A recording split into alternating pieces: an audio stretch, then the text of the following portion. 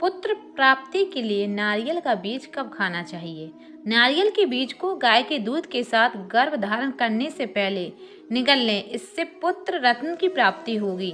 गर्भ अवस्था के दूसरे महीने में भी नारियल का बीज निगले और तीसरे महीने में भी, यही कामना के साथ कि बेटा पैदा हो।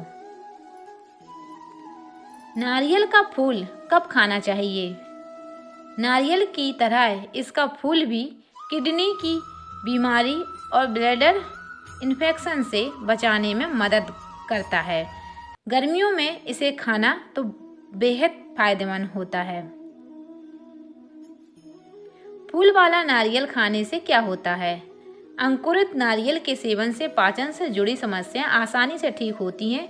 इसमें पाए जाने वाला फाइबर कब्ज, गैस, एसिडिटी और कब्ज से राहत देता है। अंकुरित नारियल के सेवन से खाना ठीक से पचता है और आंतें भी स्वस्थ रहती हैं। अंकुरित नारियल के सेवन से हृदय से जुड़ी समस्याएं भी दूर होती हैं। नारियल में बीज निकलने से क्या होता है? नारियल को तोड़ते समय उसमें से पानी निकलता है और इसके साथ ही इसमें एक सफ़ेद रंग का बीज होता है, जिसे संतान प्राप्ति का बीज कहा जाता है। कलश पर रखे नारियल में से पौधा निकल आए तो इसका क्या मतलब है और इस नारियल का क्या करना चाहिए? यदि इस तरह कलश में रखे नारियल से पौधा निकल आता है तो उसका श्रेय वहाँ स्थित शुभ सात्विक ऊर्जा को जाता है, अर्थात वहाँ का वातावरण ऐसा है या बन गया है जो सात्विक या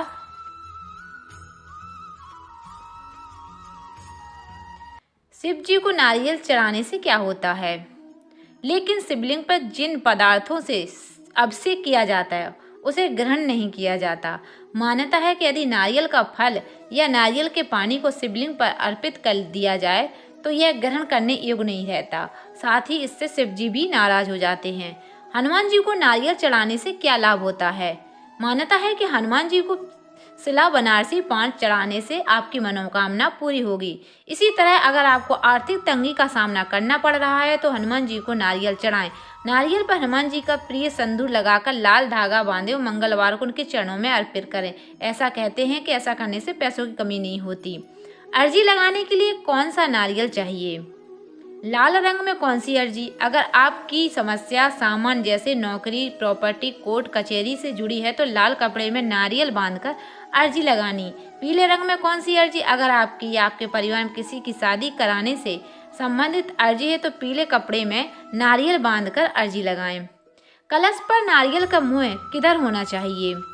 कलश स्थापना में नारियल रखते समय इस बात का जरूर ध्यान रख लें कि नारियल का मुख पूजा करने वाले व्यक्ति की तरफ हो। जिस ओर नारियल पेड़ की टहनी से जुड़ा होता है वह मुख जातक की ओर होना चाहिए। कभी भी नारियल का मुख नीचे की ओर नहीं होना चाहिए।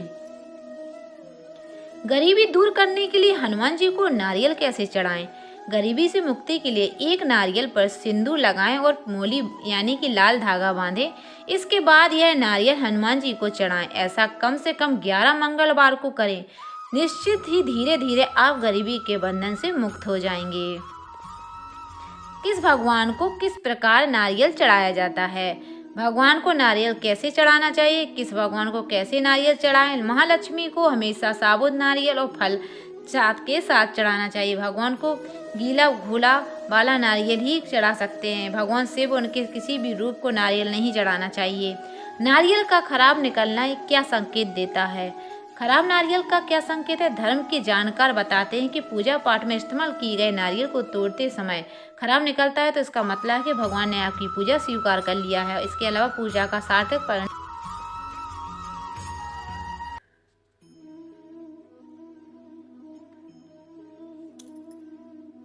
खराब नारियल का मतलब क्या होता है? हालांकि अक्सर लोग मानते हैं कि नारियल चढ़ाते समय यदि वह खराब निकला तो यह उनके लिए एक बुरा संकेत है और खराब किस्मत का प्रतिनिधि करता है। वे ये भी सोचते हैं कि भगवान उनकी गतिविधियों से नाराज हो सकते हैं या दुर्भाग्य का संकेत देते हैं। एकाक्षी नारियल की पहचान क्या है? हिंदू धर्म में नारियल श्रीफल एक विशेष महत्व रखता है। हर पूजा पाठ में नारियल का उपयोग किया जाता है। सामान्यतः नारियल में 3 छिद्र दिखाई देते हैं, लेकिन एकाक्षी नारियल में 1 छिद्र होता है। आपके घर में एकाक्षी नारियल रखा हुआ है तो ऐसे में आप पर खराब ग्रह दशा का असर नहीं होगा। एकाक्षी नारियल क्या काम करता है? यह नारियल भगवान शिव की तीसरी आंख का प्रतीक माना जाता है। यदि आपके घर में ऐसा नारियल रखा हुआ है तो नकारात्मक शक्तियों से बचाव होता है और घर में सकारात्मकता बनी रहती है। यही नहीं, इस तरह का नारियल घर की आर्थिक स्थिति को भी ठीक से बनाए रखने में मदद करता है। एकाक्षी नारियल कैसे सिद्ध करें? एकाक्षी नारियल प्राप्त होने पर विशेष मुहूर्त जैसे दिवाली, होली, रवि पक्ष, गुरु पक्ष, ग्रहण काल आदि पर षोडशोपचार पूजा कर उसे लाल रेशमी वस्त्र में बांधकर अपने व्यापारिक प्रतिष्ठान या तिजोरी में रखने या पूजा स्थान में रखने से सदैव लक्ष्मी की कृपा बनी रहती है। एकाक्षी नारियल में धन आकर्षण करने का अद्भुत क्षमता होती है। नारियल का मोह कैसे पहचानें? नारियल का मोह उस सिरे पर होता है जिस तरफ से वह पेड़ की टहनी से जुड़ा होता है।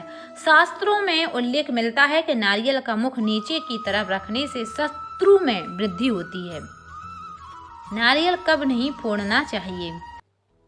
विवाह के उपलक्ष्य में भगवान को चढ़ाए जाने वाले नारियल को भूल से भी नहीं तोड़ना चाहिए। यह बहुत अशुभ माना जाता है। इसके अलावा जब मन्नत पूरी होती है तब भी नारियल फोड़ना नहीं चाहिए, बल्कि साबुत नारियल भगवान को चढ़ाना चाहिए। सपने में नारियल फोड़ते हुए देखना। अगर आप किसी धार्मिक स्थान या मंदिर में सपने में नारियल फोड़ते हुए देखते हैं तो यह बहुत ही शुभ है। यह जीवन की खुशी और वित्तीय लाभ लाता है। महिलाओं को नारियल क्यों नहीं फोड़ना चाहिए? साथ ही शास्त्रों में यह भी बताया गया है कि संपूर्ण पृथ्वी पर पहली बार फल के रूप में भगवान विष्णु ने नारियल माता लक्ष्मी के साथ भेजा था। शास्त्रों के अनुसार नारियल को फोड़ना बीज को फोड़ने के समान है। माता लक्ष्मी का ही अधिकार नारियल का होता है। इसके कारण महिलाओं को नारियल नहीं फोड़ना चाहिए।